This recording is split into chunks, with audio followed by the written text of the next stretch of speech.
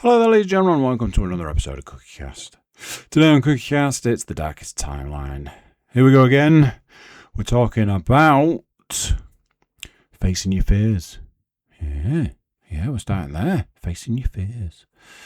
How my weight finally betrayed me after all this time. New toys, parties, birthdays, TV, no movies, and computer games, which may be the reason that you're here. Before we get started, please do consider like, share, subscribe, and comment. Leave a review where you can leave a review. And, you know, if you're feeling generous, do consider sharing that podcast around. It's the one that helps us out the most, and we really do appreciate it. Right, let's get started. Here we go. This is CookieCast, the Darkest Timeline.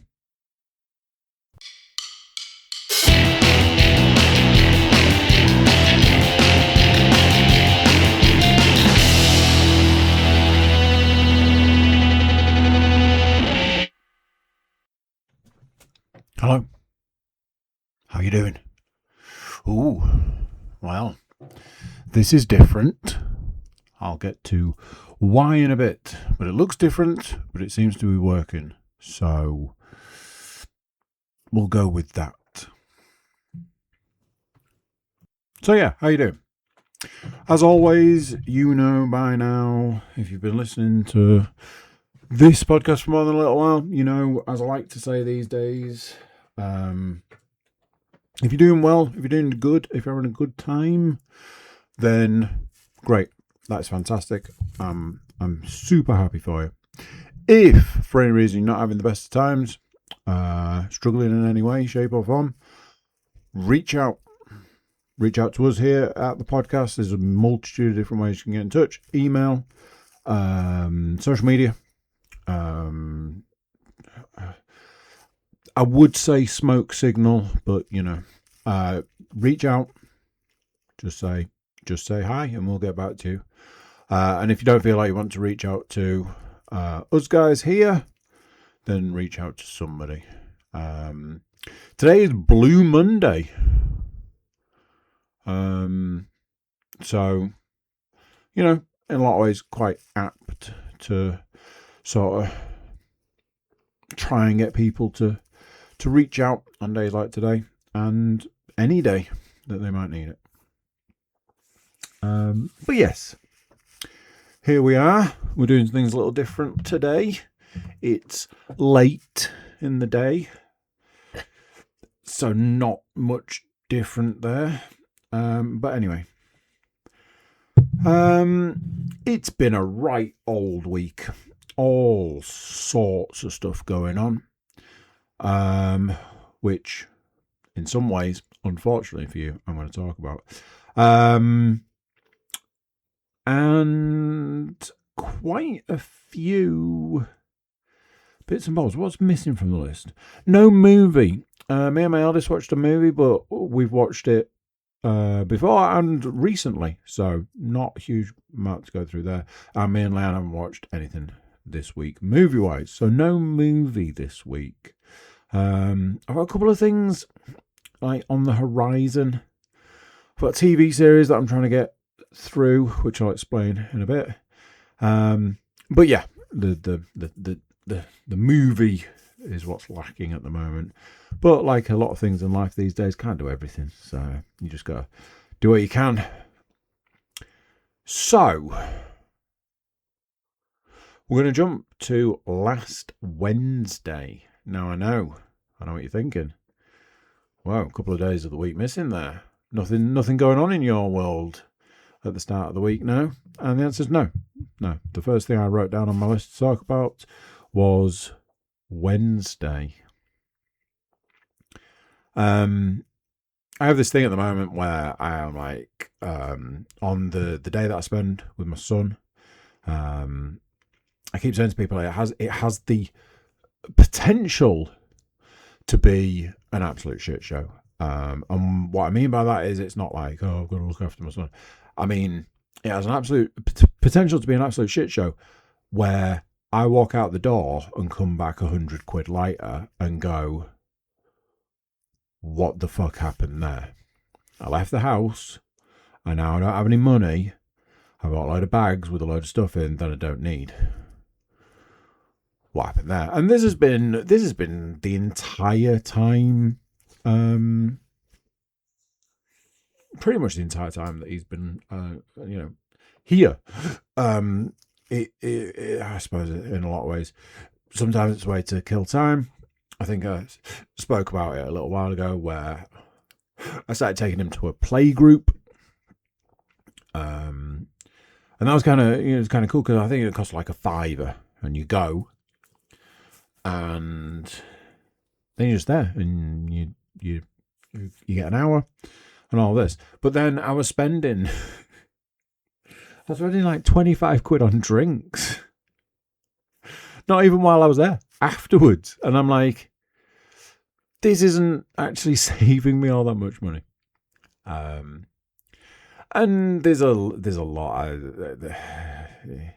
I often think about that picture of like, you ever see the thing like what goes on outside of a dad's head and what goes on inside a dad's head. A lot these days, I feel like the perpetual inside the dad's head thing, worrying about your kids, worrying about money, worrying about the house and the cars and the pets and the work and the being good enough for X, Y, and Z. And I just feel like that image at the moment. So, Wednesday. There was a plan.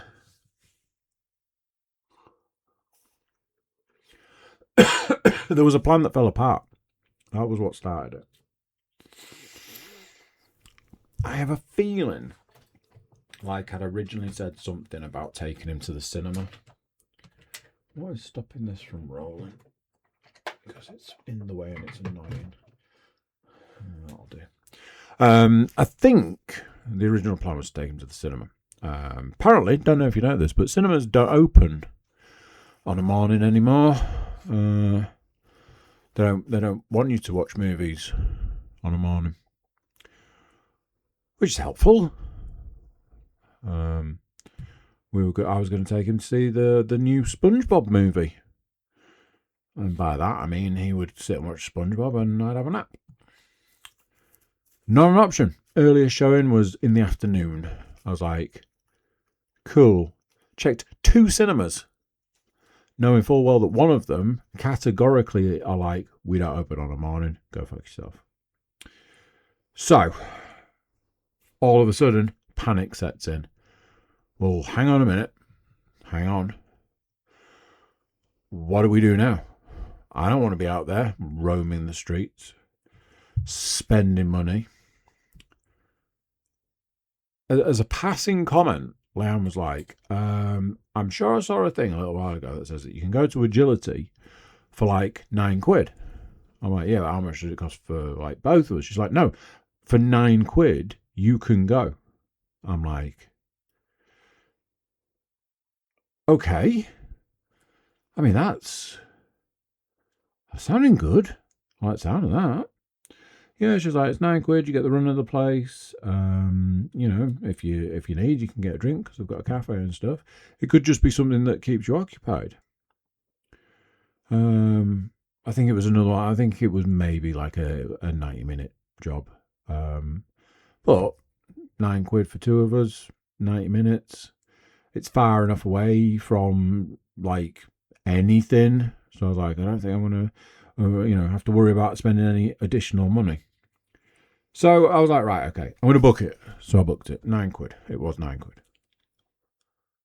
So we go. Get there just in time. Go in. I'm like, I've got a booking. They're like, yep, sure, go through. We had the socks that you need for these things. Oh, for anybody that doesn't know, Agility is basically like, it's like a Ninja Warrior place. Less trampoline, more obstacle. Think of it that way. Because they don't have any trampolines. And they have a lot of obstacles. So, there's me like, okay, get the run of the place. I said to him when we were going in, I was like, you ever been here before? And he was like, yes, I came here as a baby. And I was like, yeah, you did. How do you know that? So, it's that. And if I'm honest, I think he's been more recently, like when he was a little bit older, like not a baby, like more sort of toddler. So I'm a bit like, is he just, but anyway, I was like, I was surprised he knew he'd been. And he wasn't allowed to go on the big stuff. He had to go in the little bit. So we go. This story has a point, by the way. We're in there. We walk through the doors from the cafe to the main area. It is empty. A family are coming in behind us. We are the first people through the door. And this was at a point in time when the temperature was quite low outside. But it's okay because it was a lot colder inside. We walked through the door and I went, oh gosh, it's cold in here. And that was a theme. Off we went to put our grippy socks on. We go, and I'm like, this was a terrible idea. I'm looking around like, this is not for him, and I am worried. I would say it was for bigger children. If I'd have taken, like, for example, if I'd have taken my eldest, I'm pretty sure my middle daughter had a party there. But then I have a weird feeling like my youngest had a party there, but that makes no sense whatsoever.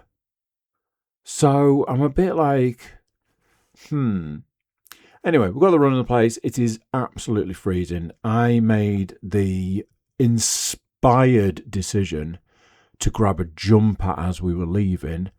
Oh my word, I cannot imagine if I hadn't. I honestly think we'd have been leaving.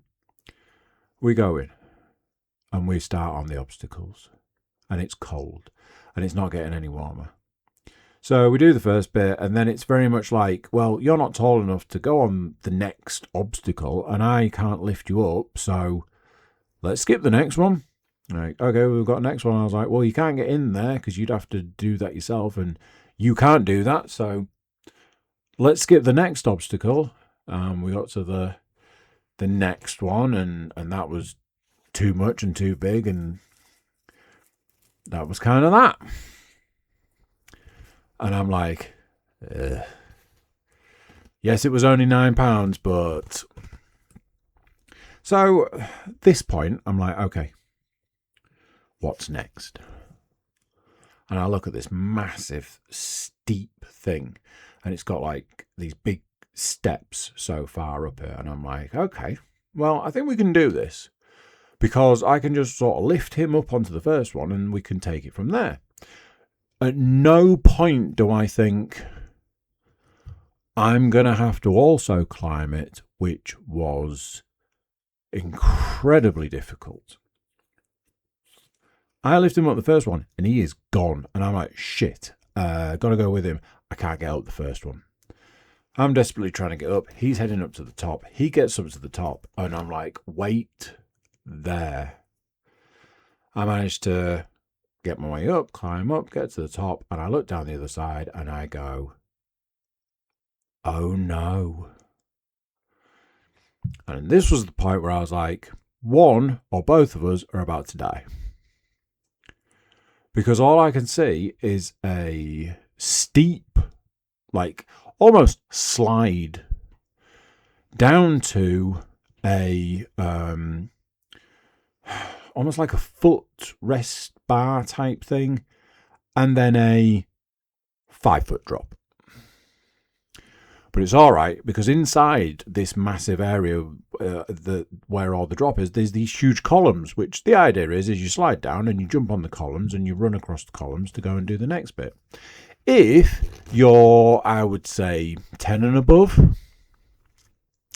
maybe 8 at a push. I'm like, okay, we've made a mistake. We're going to have to go back down. I turn, I look behind us. It's either sliding down a massive slide and dropping off the end, or going down these giant steps, which just at that point in time reeks of fall and die. So what do? I'm like, right, here's what we're going to do. You are going to slide down this bit to that bit there, but lean back. Do not lean forward, because if you lean forward, you're going to end up standing up and falling straight out. Like, once you've slid down, I will slide down as well to you. I will then jump down the 5-foot drop, and I will catch you, and then we can do the big columns together. He's like, okay, cool. And off he goes, slides. And I'm like, lay back. So he's then stood precariously on this, on the essentially edge. No, he's leaning back, but he's on the edge of a 5-foot drop. I'm like, okay, now I've got to do this, knowing full well that it has the potential for me to do what I'm trying to get him to not do. I could slide, end up standing up, fall forward, and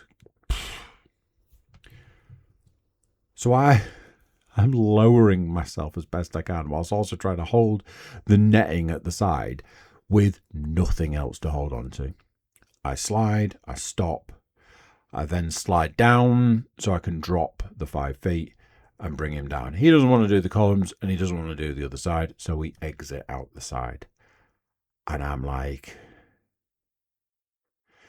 that was fucking terrifying. We go over to a different section. We get to the other section. There's the other family that are there. They're off doing this other section, and the child, one of the children, is jumping between these obstacles, and I'm looking like, well, I know one man that's not doing that, and that's this guy. So I look at my son, and he's like, I can't do that. And I'm like, no, I know you can't. Let's find a different way to do it. And then there are all these like rope things and things. So another massive long set of obstacles that essentially neither of us can do. And that is our experience. I do the maths and go, we've got 90 minutes of this. One or both of us may die in that time, because everything here is trying to kill us. Like, everything has the possibility of doing serious damage to us.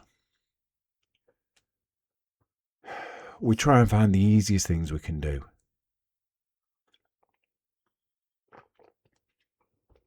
We run out of easy things to do. We go and do the same stuff that we've already done again. And then I'm like, he doesn't need to see me worried about these things. It's going to give him some sort of weird complex, I'm sure. And having done a lot more climbing these days, and realizing that there's a confidence side to it, and you achieve more when you go for it, and all of these sorts of things, being scared and doing it anyway is a good, positive thing. I'm like, hey, should we go on the big slide? He's like, nope. I'm like, let's go on the big slide. No, I don't want to. I was like, it's fine. It's just a big slide. You love a slide. Let's go on a big slide. He's like, no. I'm like, come on. We go up the 2 flights of stairs to what is essentially the top of the building, where there is a slide. It's probably the biggest slide I'm aware of, barring the Creepy Crawlies one. But the Creepy Crawlies one has got it's got that sort of undulating sort of slide. So I feel like it slows you down more. This is bordering on a drop. We get up there, we sat next to each other. He's like, I don't want to do it. Now, the dad in me is like, you need to do this. We're sitting here, we're on the edge, you need to do it. So I'm like, Come on, buddy, you just shuffle forward a little bit and lean back and you'll be off. And he kept trying. Give him his dues, he kept trying. And I was like, mate, do you want me to give you a little... Oh, dear. I was like, do you want me to give you a little push? He's like, no. I'm like, are you sure? He's like, yeah. So I keep sort of like slowly edging him forward. And I realise he's basically at the point where he's on the very tip of the tipping point of the slide. And I'm like, I think he's going to go. And then off he goes and he pushes himself off and he shoots off down this slide like a bullet out of a gun. Gets so far down and starts drifting to the side. And, you know, as a parent, as an adult, as a person who's been on this planet more than 5 minutes, you know the way something's going to go because you've seen stuff before. You've seen the way things go in the past. And you go, he's about to smack his head on the side of the slide. He starts drifting. I think he's going to start drifting the other way, which he does. And then he drifts back and straight into the side of this slide. He slides down, he stands up, and he just turns around like, I hit my head. I am now at the top of this slide, and he is at the bottom, crying. And I'm like, mate, move out of the way. I hit my head. Move out of the way. I hit my head. I need to come down to you so I can check on you. Move out of the way. He moves to give him his due with his concussion. And I'm like, oh, fuck. Now I need to go down the slide. But I'm like, hey, it's a slide. We all love a slide. Everybody loves a slide. It's just a really, really, really, really big one. It'll go relatively quickly and then I'll be down. I get that feeling of being scared and I'm like, right, now I need to go because I'm scared. So I push off, and if I thought he'd gone fast, I slid off the end of a slide, and the run off at the bottom is, I'm not kidding, 20 feet, and I kept going. And I was like, I'm glad I got you to move out of the way, buddy. I'd have killed you if you'd have stayed where you were. Just clean. I would have clean wiped him out. I'd have ended him. He's crying. I'm like, okay, you're probably concussed and traumatized from this experience. At which point I get a message from Leanne. Oh, how are you both enjoying it? I'm like, we've got a concussion and PTSD. He calms down. It wasn't like that. I think it was just shock at the end of the day. I was like, do you want to go on the big slide again? He was like, nope. So from that point on, we sort of zoned in on the things that he can do and he enjoyed doing, and, you know, time's ticking. He had a snack and a drink and all of this. Part of one of the obstacles that we'd got to the top of, and he was like, I don't want to do this. And I was like, I don't blame you, was another one of these things where you slide down halfway, but the idea is that you use a rope to swing out, big, thick climbing rope. Use it to swing out and then drop, if you can't make it to the other side, into like an inflatable, not a foam pit, but like more of almost like an inflatable. I'm like, hey, mate, we should have a go at this. No. I was like, yeah, no, we should have a go. He's like, no, I'm off. I was like, I don't want him to be scared of these things. So I should do it to show him that it's fine and it's okay and it's possible. So he's got down and he's on at the side. And I'm like, watch this. I grab the rope, grab it nice and tight. I swing. And I was like, if I'd have given it a bit of gusto, I could have probably made it to the other side.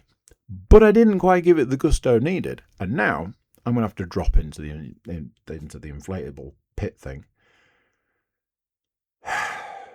I drop in and drop about 10 feet in this thing. And I am like, I will never be seen again I am never going to be seen again. This is the last of me.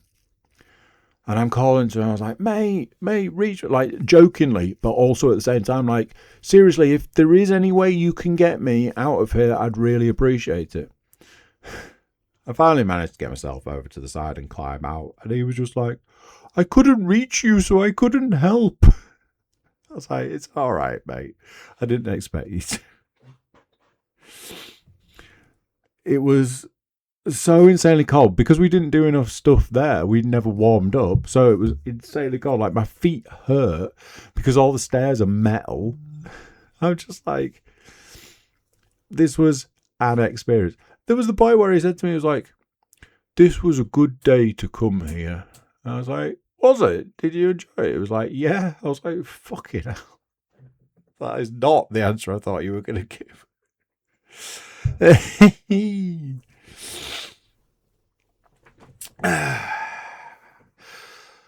So there we go. Lan's like, won't we going back next week? Then I was like, probably not. I was like, I honestly don't think we'll ever go. Maybe in a few years when he's older, we might go back. Good times. My weight has betrayed me, ladies and gentlemen. Yes. I'd kind of reached the end of my road. The fasting wasn't working for me. It was really, really difficult. I was really struggling with it. And I wasn't getting the results. I was losing less and less weight on like fasting days. I was having a miserable time, and I realised that it was probably coming to the end.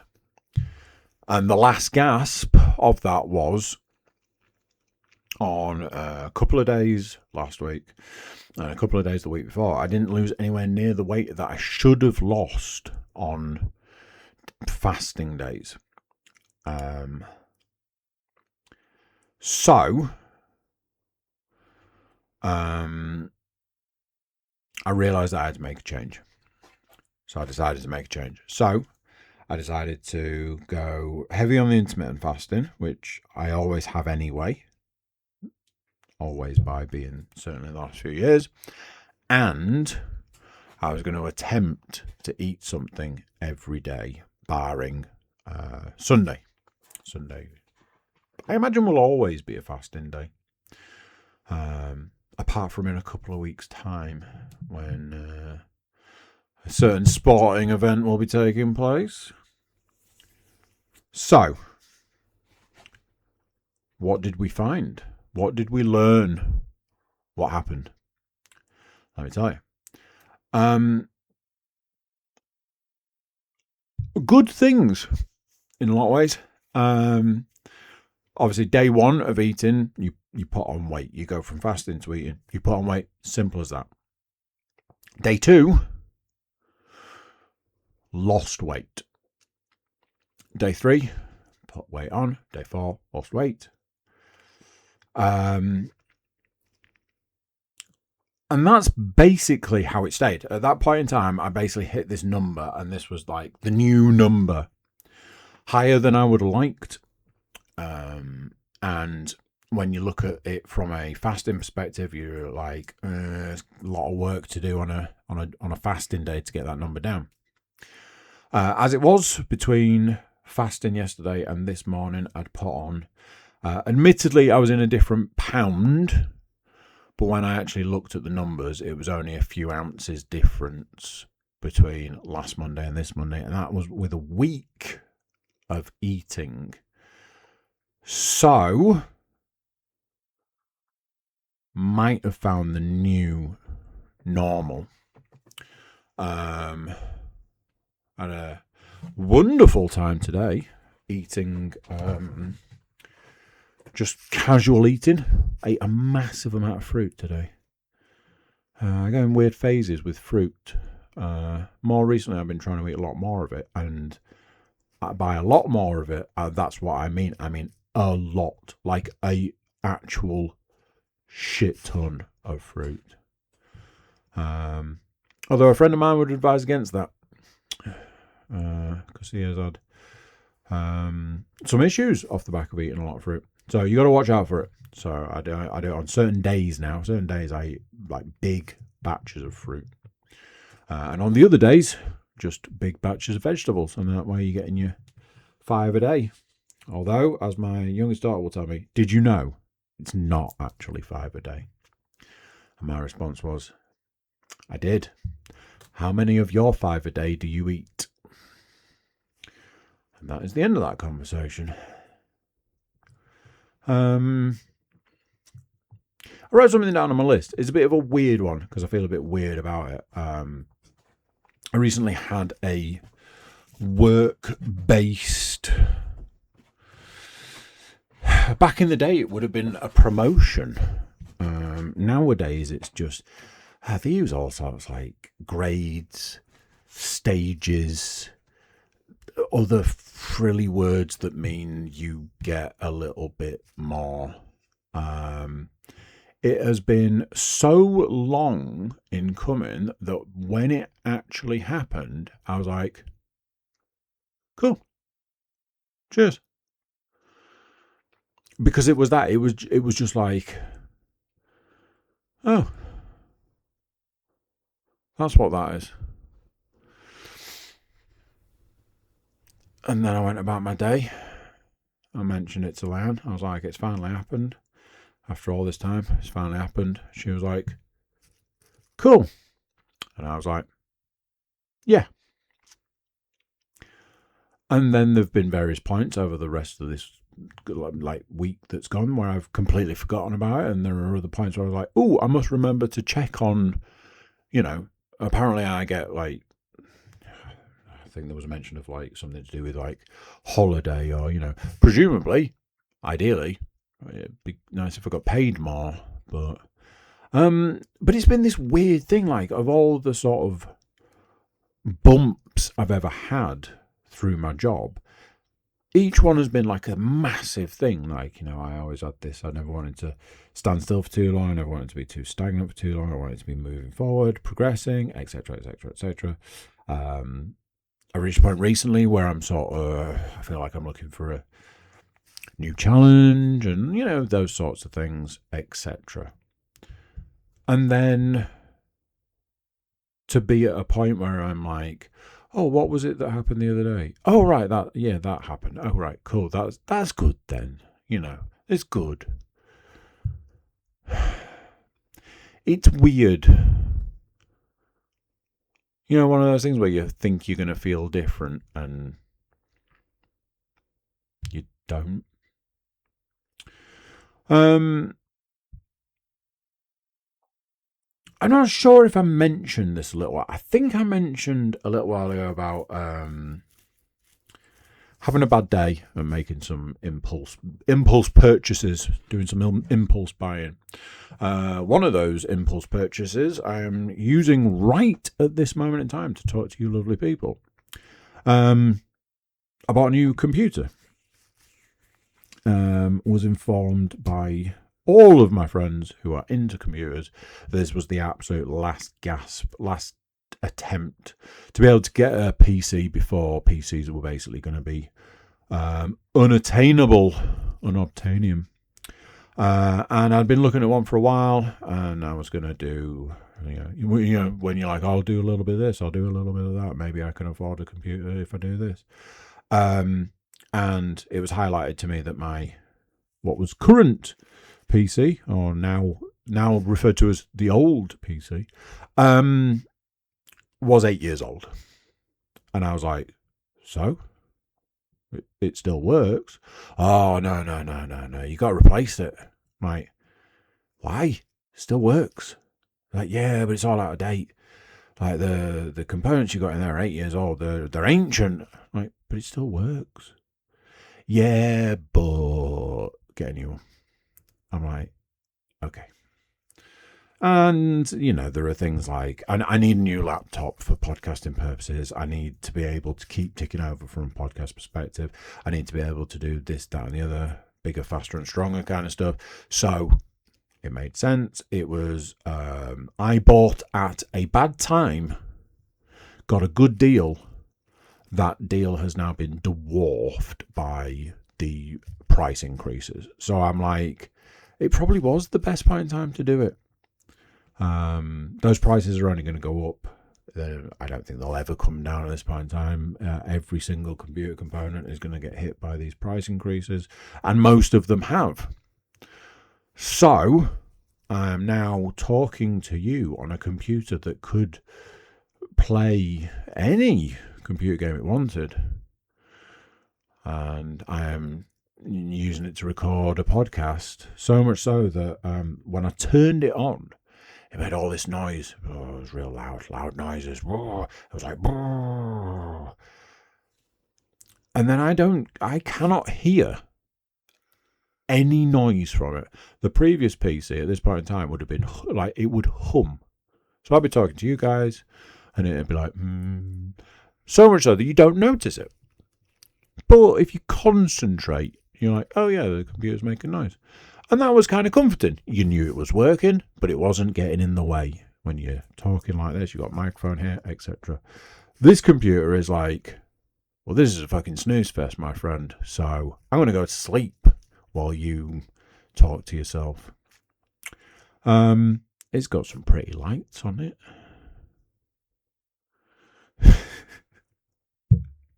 I try not to be that guy, you know. Oh, what type of car have you got? A red one. I'm not that, but honestly,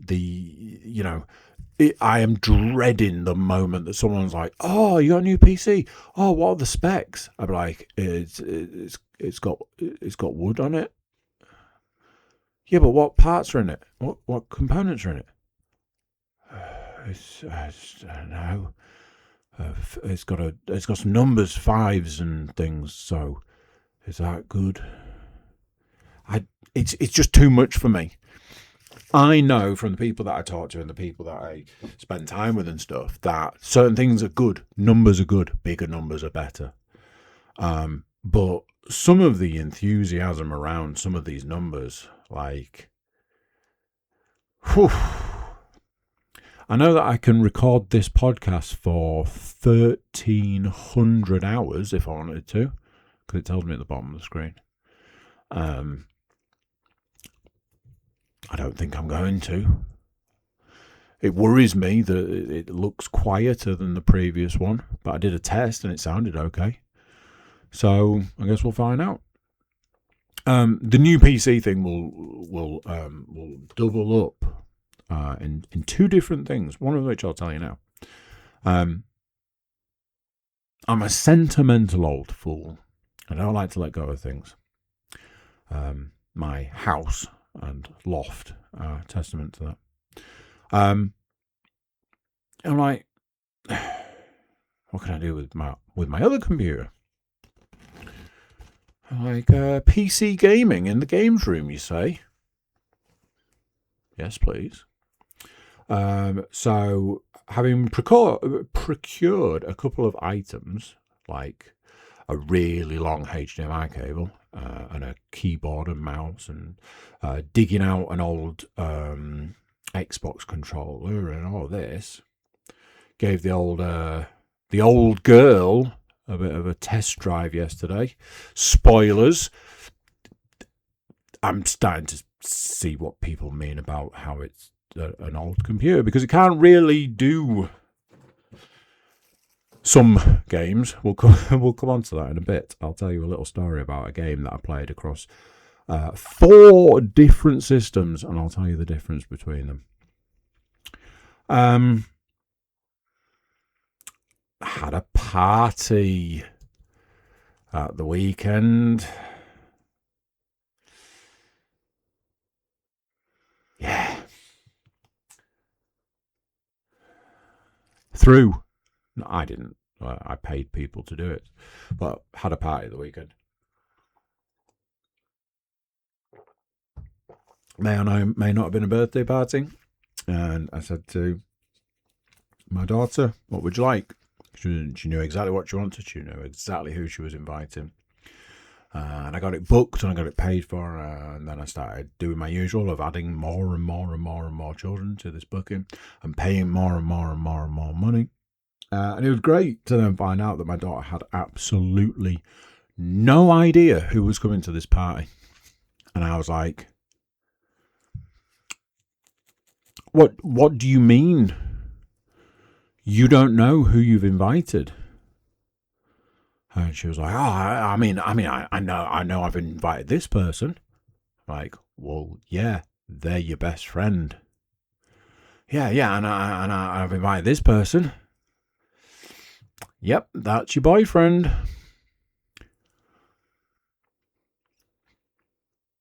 Anyone else? I've invited this person. No, you haven't. Oh. This was on the way to the party. I'm like, shit. So we get there.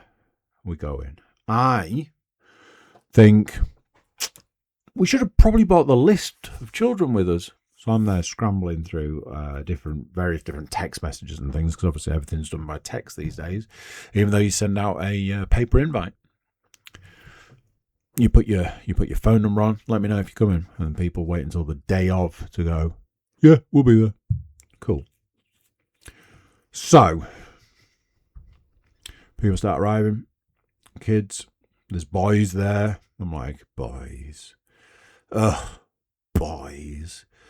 I had been pre-warned about boys, and one of these boys, there was a rumour that they were a naughty boy. I was like, no naughty boys at the party. And they were like, it's going to be fine. It's a party. It's bound to happen. I was like, I don't want naughty children at the party. Come on. I was like, it'll be fine. We've got girls. We've got siblings. Away we go. And like any situation like this, you go to a place, you give them the money, and they take care of it. And honestly, I want to say this.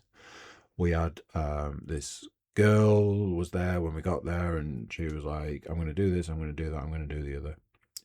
She was a testament to that company, to that business. She seemed quite young, but the level of service she delivered was above and beyond. And there was a point where she was like, I'm gonna go and do this, and I'm gonna go and do that, and I'm gonna go and do the other, and then I'll come and let you know. And I was like, that's great, thank you. She came, she was like, I've set the room up, do you want to have a look, or are you all right? And I was like, I mean, I'll have a look, mostly because I didn't have anything else to do. I was like, I'll come and have a look. And I went in, and I was like, and you know when you're just like, wow, you've done a really good job there. You've done really well. I am genuinely impressed. So, first hour, they're all off doing whatever. And the thing that does my head in about these parties is, within minutes, a child will appear out of nowhere and go, I'm thirsty.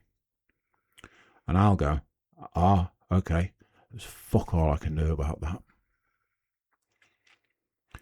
5 minutes later, a child will appear out of nowhere.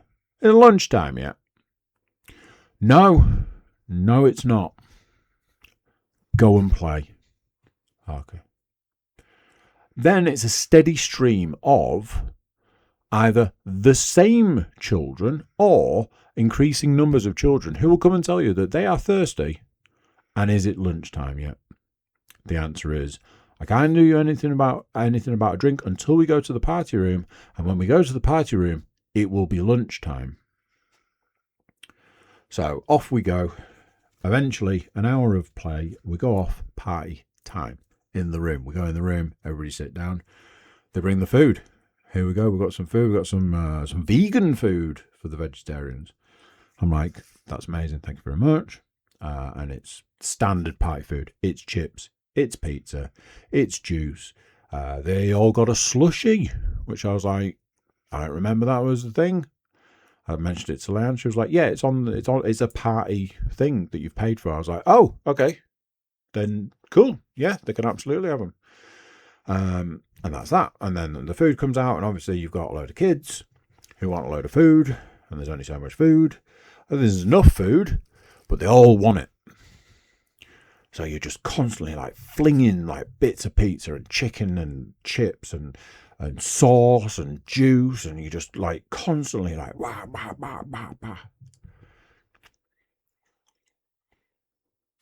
After the initial round of food, that's the moment. You've had an hour, peace and quiet, because they're playing. And although they want drinks and food, they're not, you can guarantee the first child that finishes eating is the one that's going to be a problem. And as if by magic, a child finished eating. There was a point where I was like, do you want any more food? Because that might distract you from being crazy. Obviously, the answer is no, because at this point in time, they are just a distraction to all other children. And because they're a distraction to all other children, the other children that are there are like, well, wait a minute, they're getting all this attention and I'm not. So I'll start. So this is where the volume starts increasing. Now, at this point in time, my head felt like it was going to explode.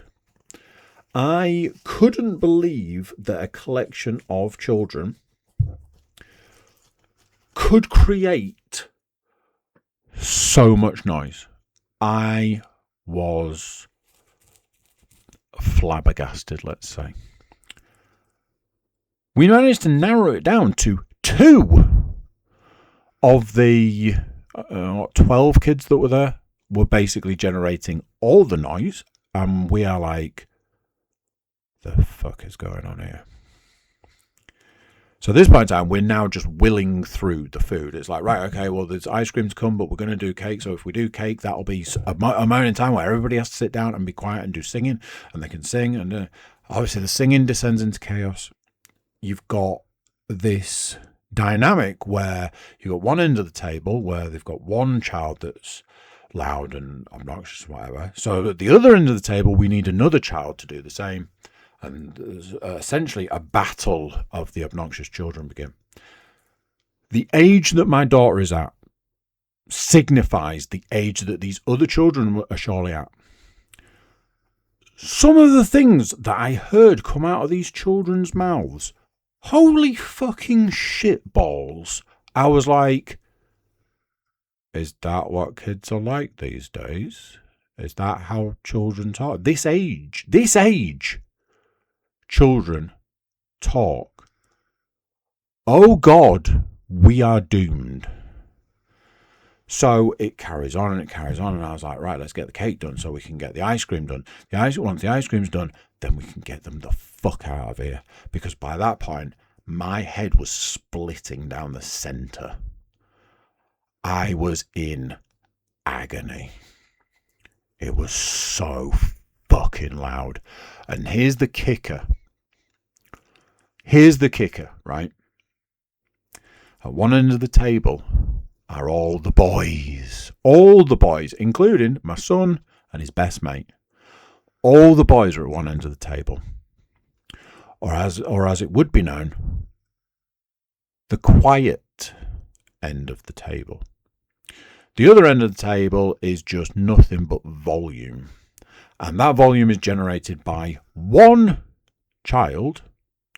And that one child is basically riling up all the other children because they are so loud.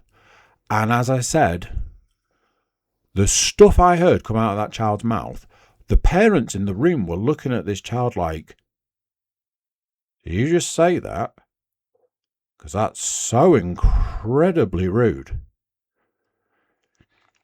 The lady, our party lady came and was like, oh, we've just got another 5 minutes and then, it will be time to tidy up. And I was like, don't worry, we are leaving. We're going to get these bags done, get them handed out, and get these kids out of here. So we were starting to like trivia, like, oh, here you go, here's a party bag, i.e. go home. Doing that, put your shoes on, get your coats and stuff. And I said to the lady, I was like, look, you've been absolutely amazing today. You've done amazing. You've done great. The food was great. To my knowledge, I didn't have any of it. You've gone above and beyond as far as I'm concerned. And I know you're just providing a service. You're providing what was essentially what was paid for, but I still feel you've gone above and beyond, and you are a testament to the business. So thank you very much for that. And we fucking left. You know, one of those situations where you walk away from something which is traumatic's not the right word, but just intense and sort of like what sort of thing is it, like a sensory overload. I walked away and it was a point when I'm starting to get nearly home and realise that I hadn't eaten at that point in time. I'd been climbing in the morning, running in the morning and working out before going to do any of this party stuff. Then just getting battered left, right and centre by all the sort of sensory stuff, the noise, the stress, the hoping everything's going to be all right. All of that to walk away from it and go, I haven't eaten anything today, and I think I might be going to the other side right now, so I need food. But it's okay, because at least my daughter thanked me for her birthday party. Oh no, that's right. Had the weekend with all children. Had that thing where I sent my eldest off to do something with one of her friends, and then I sort of dropped her off before the party, picked her up after the party. And then once we were home, we were doing like a party tea. Even though we'd been to a party, we were doing a party tea. So my eldest friend stayed. Sunday morning, my son's off out to football. My eldest goes off to climbing. And all of the other guys are in various places around the house. And then in the afternoon, I went off to pick something up that had been ordered for the old PC for it to move into the games room. I went out to pick it up, and I'm driving. Now, I'd asked Collection Children if they wanted to come with me, and they were like, we're watching Moana 2, Daddy. Go away. Not quite, but sort of. And I'm like, that's fine, you're watching the movie. It's fine, I just didn't know if you wanted to come with me. No. Okay, I won't take offence much. Off I go. And I'm driving in the car and I'm like, I don't know why I'm out here. I should be spending time with them. And I'm like, because they were busy. You're doing, you're trying to do something constructive, productive, while they're doing something else. I was like, yeah. But I have this thing like I was saying to Leon last night, I was like, I just feel like I don't spend any time with them because there isn't any time. Like there was a point where me and my eldest made some tiffin, and the whole time I'm like, right, come on, do the biscuits, put the butter in the pan, get the golden syrup, get some sugar out. Oh right, okay, well we don't have this, we'll have to use that. Come on, get it, do this. And she the whole time is like, what needs doing now? And I'm like, well, what does the recipe say? Oh, let me have a look. Okay. So it says, and I'm like, get the lead out. Her point is that she is spending time with me and we're doing something together, or we're making something that she likes, and it's one of those few sweet treats that she enjoys. So I'm like, absolutely, you've got many, many biscuits to use up, and with the house was full of chocolate from Christmas, so let's put two and two together, make some tiffin. But I'm like, we've got to get this done so that we can go and do this one. And it's just this whole like constant like, we've got to do this and we've got to do that and we've got to do the other.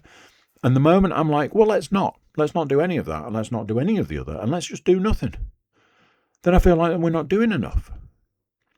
I said to Leanne, I was like, I think part of like it's like the parental guilt is what keeps you in line. But it's not exactly comfortable. The whole time you're like, I'm not doing enough. I'm not a good enough parent. I'm not, I should be doing more. I should be spending more time with them. I should be doing this. I should be doing that. But instead I'm doing this, and it's not. It's just. I think the parental guilt is like, I don't feel like I see any of them enough. The ones that are here full time, I sometimes forget what some of them look like. I was saying to my youngest daughter the other day, I was like, it's weird, isn't it? Because we don't see each other on certain days. I've seen her today for a combined 6 minutes. We live in the same house. I saw her this morning when she came to say bye to me because she was going to school. There you go. And then I saw her this evening when I was like, did you have a good day? Did have you seen your sister today? And all that sort of stuff. And then I went into her bedroom to say night. I honestly think that a combined 6 minutes is probably an over-exaggeration. There are days when I turn and look at my son and I'm like, when was the last time you and I had a conversation? And then I'll ask him questions and things. Me and my middle daughter, I'm always like, hey, have I seen you this week? Because sometimes I don't. It's like, got all these kids and never see any of them. Speaking of never seeing any of them, obviously a party means that there's a birthday, and it's my middle, I don't know what that was, my middle daughter's birthday today, and I haven't seen her, I haven't spoken to her, I haven't had any contact with her, and I am fucking miserable because of it. I felt, it's been one of those situations where I felt so sorry for her today. Not because of that. Because it sounded by all accounts like she wasn't going to have... I said to her, I was like, I hope you have a good birthday tomorrow, even though you're at school all day. It sounded like it was going to be not like a miserable birthday, not like a miserable day, but it sounded like, get up early, go to school, then go and do your after-school activity, then go home and go to bed, is what it sounded like. And I was like, that sounds pretty miserable. And then there's that part of me that's projecting because I want to be able to say to her first thing in the morning, happy birthday, I hope you have an amazing day. And then I want to see her and be like, here, let's blow candles out on a cake, even though we did that at the weekend. And, and I feel sorry for her, but I feel sorry for myself. Because I think it's fucking miserable that you can't say happy birthday on someone's birthday. And at various points throughout the day, I've been like, oh, I hope she's having a good day. But yeah, it's made me sad. So yeah, I hope she had a good day. Let's talk about Let's talk about computer games by talking about TV shows. Idiot, fuck's sake. Let's talk about some TV stuff because, like I said earlier, there's no movie. But strap yourselves in, guys, because as far as TV is concerned, we're going for a roller coaster ride. I have 3 TV shows spanning 4 series of television. That's right. And first up is finished Tokyo Ghoul. I know what you think. Long time coming. Too fucking right. I watched 4 episodes to finish it off. One of those, glad I finished it. One of those, because I enjoyed it. I think as a whole, it's a great... the first 2 series are fantastic. in a lot of ways, I feel that those two series are the last gasp of great anime. I've made a couple of attempts recently to sort of look at more modern anime, and it's the only way I can describe it is it's like watching a seizure. I don't know how anybody follows any of it. So the first two series, Dogogo, feel like the last gasp of great anime. Series 3, because it's so incredibly disjointed, it's really hard to sort of get attached to, get invested in, get accustomed to it. But then they obviously make like a bit of a right turn where they go, nobody got on board with any of this, so let's just bring all the old characters back. Which is essentially what they do. And then merge them with the new characters, and it's really good. It ended well. It kind of, I suppose in a lot of ways, it gave you the ending you wanted. There was one thing that I felt was a bit weird. Because by the end, it's all peace, love, and happiness between the ghouls and the humans. But I was a little bit like, okay, you've all made peace with each other and you're all working together for a common goal, and then past that point, you're kind of all leaving each other alone. Great. Ghouls eat humans. We're just ignoring that fact. That's just a, we'll learn to live with it kind of thing. So, me and Leon finished series 1 of Barry by watching episode 5, 6, 7, and 8. Episode 8 had one of the weirdest time jumps I've ever experienced in a TV show. So much so, it threw me completely off the series. I was like, I don't know what's happened here. I don't understand it. There's no explanation. There is a time jump where nothing really fits together. The time jump could have been hours, days, or months. It doesn't tell you. Relationships have changed, you know that much. And the entire time it was going on, I thought it was a dream. Turned out not to be a dream, and it just was what it was. And you're like, this is wind up, because I don't understand why any of this has happened. So there's that. Anyway, Leon convinced me to move on, which, honestly, I was ready to stop watching it.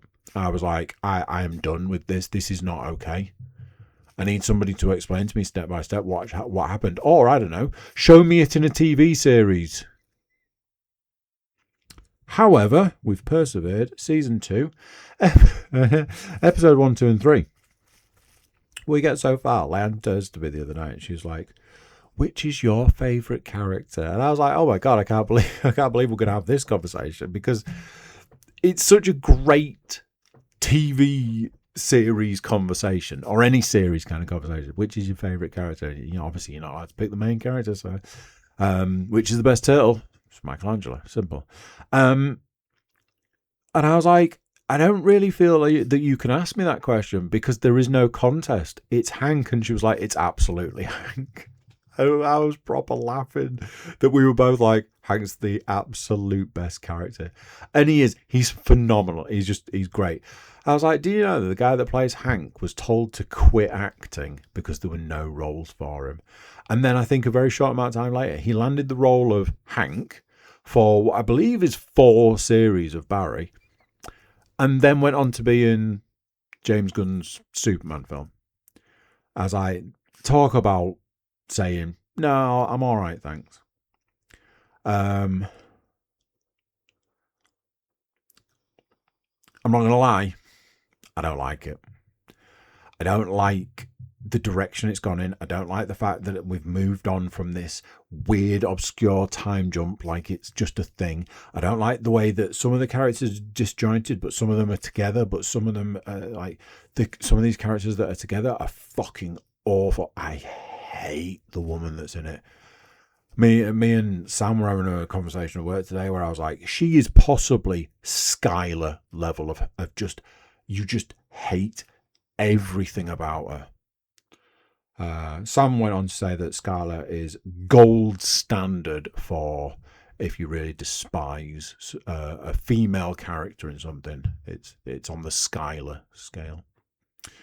And just before sitting down to record a podcast, I finished the 3rd episode of Creature Commandos. Can't begin to express how much I love this series. Now, I know what you're thinking. Hang on a minute.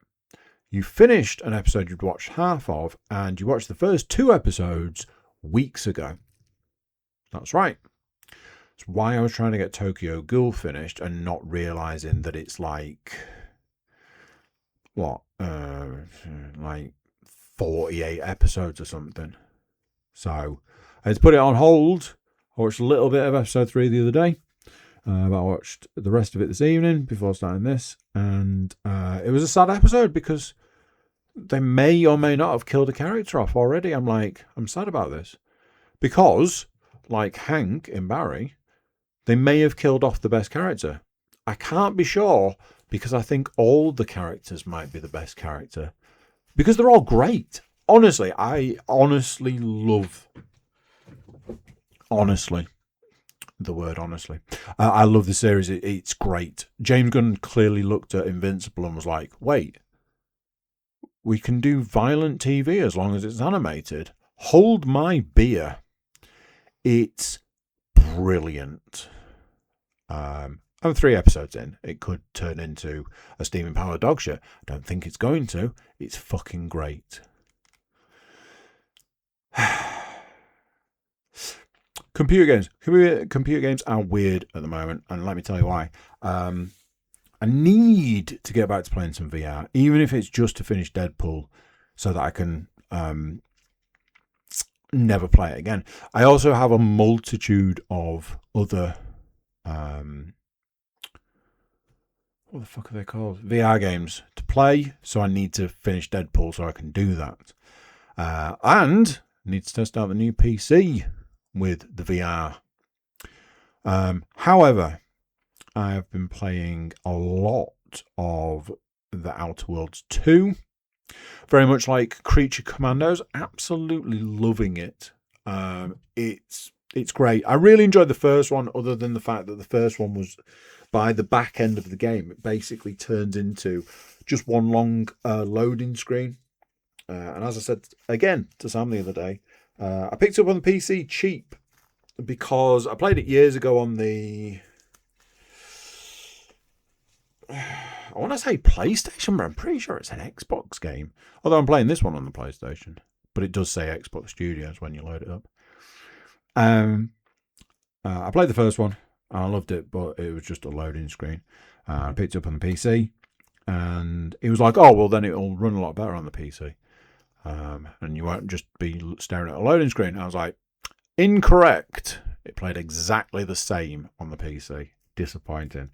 Outer Worlds 2 has none of this. There's no insane loading screens, because the only time you ever see a loading screen is if you specifically go to a different area, and you're not going to different areas every 2 minutes. So it's great. Something I will say, and this is a me thing, not a game thing. I have no idea what's going on in it. Because I'm a dad and an old man, I don't have time for certain things. So I have to pick and choose my elements. When it comes to gaming, I have no time for story. I just don't have the time to care. I can't invest in stories. I don't care about characters. I just want the game. I want the meat. And because of that, I just miss everything that's going on. And I just play the game. So I gather enough of what's going on to be able to continue. Like if there's a question or a choice you need to make, I know just about enough to make that choice or answer that question. Outside of that, don't ever ask me what happened. Don't ask me what happened in Chronos. I don't know, is what I'm saying. Speaking of Chronos, at this point in time, I've played Chronos on 4 different systems. Played on the Steam Deck, played it and finished it 3.5 times. Played it on the PS5, played it, finished it, currently got a New Game Plus going somewhere. Played it on the new PC to try and stress it out, and boy, did it stress it out. It had to do the compiling shaders thing, and sounded like a jet engine was landing in the living room. And I attempted to play it on the old PC, plugged in to a massive TV, and it was like, nah, mate, we're not doing that. Yeah, it was rough. I had to put the settings down to low. And even at low, it was like, I'm not sure we can do this. So, yes, there's been that. Oh, well, there we go.